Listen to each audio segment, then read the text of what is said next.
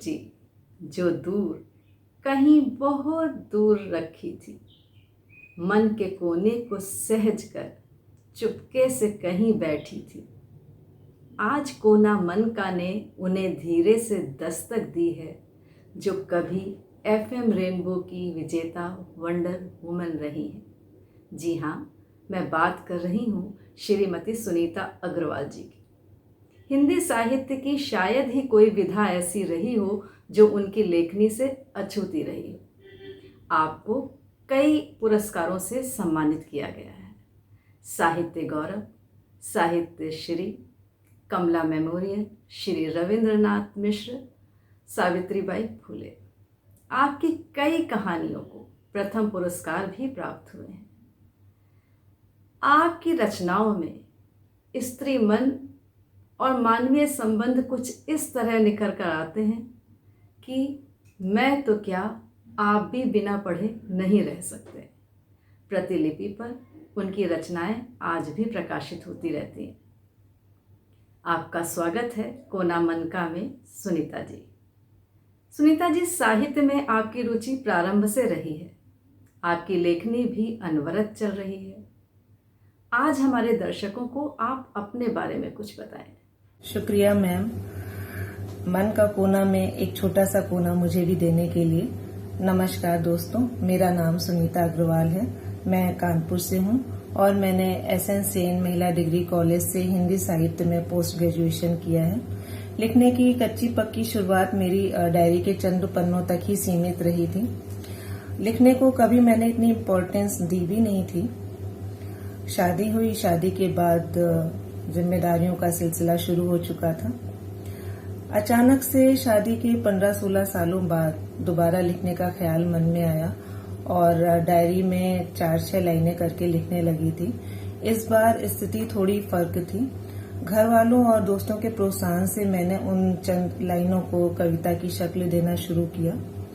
धीरे धीरे कविता के क्षेत्र में एक छोटी सी पहचान बनाने के बाद फिर एक ठहराव सा अनुभव होने लगा था।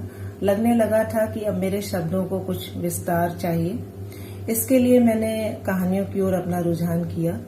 आजकल मैं कहानी लेखन में सक्रिय हूँ और इसी को एंजॉय कर रही हूँ। सुनीता जी, अच्छा लगा ये जानकर कि लेखन में रुचि थी, इसलिए प्रयास जारी रहा। डायरी से कविताओं और फिर कहानियों में आपने कदम रखा और हौसलों की उड़ान तक पहुंच गई। लेखन के दौरान के अपने कुछ अनुभव हमारे साथ साझा कीजिए। नहीं संदेह मैम, बहुत ही सुखद अनुभव रहे हैं और जो भी उपलब्धियां मुझे मिली है मैं जरूर आपके साथ साझा करूंगी। मुझे याद है जब पहली बार मंच पर लगभग कांपते हुए मैंने अपनी पहली कविता सुनाई, जो कि मैंने माँ पर लिखी थी। सुनते ही पूरा हॉल तालियों से गूंज उठा था और एक बुजुर्ग महिला मेरे पास आई और मुझे गले से लगाकर और माथे को चूमते हुए बोली, बेटा बहुत अच्छा बोला है तुमने और जैसी हो बस वैसी ही रहना। तुम्हारी लेखनी पर हमेशा ईश्वर की कृपा दृष्टि बनी रहे। एक अजनबी महिला के उद्गार मेरे दिल को छूते चले गए थे और वो पल मेरे लिए यादगार हो गया था। इसी क्रम में मैं एक और जिक्र करना चाहूंगी वाक्य का। रजनीगंधा सोच विचार पत्रिका में जब प्रकाशित हुई थी तो एक वाराणसी के 85 साल के बुजुर्ग श्री बाल मुकुंद जी का मेरे पास फोन आया और उन्होंने मेरी उस कहानी का एक पैराग्राफ मेरे सामने पढ़ा और यकीन मानिए वो जिस कठिनाई से वो पूरा पैराग्राफ पढ़ रहे थे, उस भाव ने मुझे भीतर तक अभिभूत करके रख दिया था। मेरी पूरी कहानी का पारितोषिक मुझे उसी वक्त मिल गया था और उनका मुक्त कंठ से मेरी कहानी को सराहे जाना और आशीर्वाद, ये शायद मैं शब्दों में भी नहीं बता पाऊंगी। और हिंदी प्रतिलिपि ने 2 साल पहले एक प्रतियोगिता आयोजित की थी, हौसलों की उड़ान, जिसमें मेरी कहानी आत्म मंथन को प्रथम पुरस्कार मिला था। इतने बड़े पब्लिक प्लेटफॉर्म पर अपनी एक छोटी सी पहचान बना पाना, ये मेरे लिए एक बहुत बड़ी खुशी की बात थी। 3AM राइटर्स ने भी ऑनलाइन एक प्रतियोगिता आयोजित की थी, जिसमें मेरी कहानी एक नई सोच को मेयर साहिबा संयुक्ता भाटिया जी के हाथों पुरस्कृत किया गया था।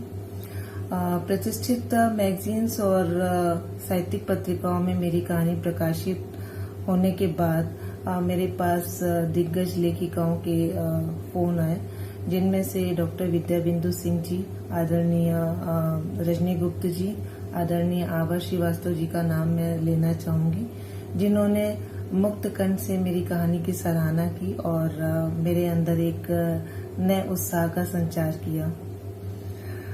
और इसी सिलसिले में FM रेनबो 100.7 ने 2016 में वंडर वुमेन नाम से एक प्रोग्राम ऑर्गेनाइज किया था, जो 8 दिनों तक चला था और जिसका हिस्सा मैं भी बनी थी। मुझे वंडर वुमेन चुना गया था और मेरा इंटरव्यू भी लिया गया था। तो ये कुछ एक जो उपलब्धियां या अनुभव आप कह सकते हैं, वो मैंने आपके साथ साझा किए हैं, जो मुझे इस वक्त याद रहे हैं। अपनी उपलब्धियों को आप कैसे देखती हैं? किसी कविता या कहानी को मन चाहे ढंग से सफलतापूर्वक पन्नों पर उतार देना ही एक लेखक की सबसे बड़ी उपलब्धि होती है और ये मेरा शौक भी है और मैं अपने लेखन को एंजॉय करती हूँ। बाहरी दुनिया की आपाधापी से परे खुद के लिए कोना रख छोड़ा है, जहाँ सुकून है, शांति है और अपने होने का अर्थ भी है। अगर कोई पाठक अपना कीमती वक्त निकालकर मेरी रचना पढ़ता है और समीक्षा करता है, तो मेरे लिए तो यही सबसे बड़ी उपलब्धि है। कई विधाओं में लिखी हुई मेरी तकरीबन 450 प्रकाशित कविताओं का सफर और कहानियों में बढ़ते हुए कदम उस वक्त ठिठक से जाते हैं जब मुझसे कोई पूछता है कि आपका कोई संकलन प्रकाशित हुआ है क्या। बड़े दुर्भाग्य की बात है कि आपके लेखन का मापदंड आपके संकलन पर निर्धारित किया जाता है। यहाँ सुनाना सब चाहते हैं, सुनने और पढ़ने वाले लोग बहुत ही कम हैं। शायद यही वजह है कि मैंने अभी तक अपने संकलन के बारे में सोचा नहीं है। आगे भविष्य में क्या होगा ये बता पाना फिलहाल तो मुश्किल है। आपने बिल्कुल सही कहा कि यहाँ सुनाना सब चाहते हैं पर सुनना कोई नहीं चाहता। आपकी योग्यता एक पुस्तक तय करेगी। खैर, एक लेखिका होने के नाते युवा लेखकों के लिए कोई संदेश देना चाहेंगी? आज के युवा लेखकों को अपनी रचनाएं हिंदी में लिखते हुए देखकर बेहद खुशी होती है। वो जिस गंभीरता के साथ अपनी बात हमारे सामने रख रहे हैं, ये वाकई में काबिले तारीफ है। मैं उनसे बस यही कहना चाहूंगी कि वो इसी तरह अपनी मातृभाषा से जुड़े रहें और अपने साथ साथ औरों को भी हिंदी भाषा में लिखने और पढ़ने के लिए प्रेरित करें। यह बहुत ज़रूरी है। बहुत बहुत शुक्रिया सुनीता जी, हमसे बातचीत करने के लिए। और मुझे ऐसा लगता है कि आपको सुनकर उन स्त्रियों को तो अवश्य सीख मिलेगी जो अपनी इच्छाओं और आकांक्षाओं को दरकिनार कर अपनी जिंदगी घर गृहस्थी में होम कर देती हैं। एक बार पुनः आभार और धन्यवाद।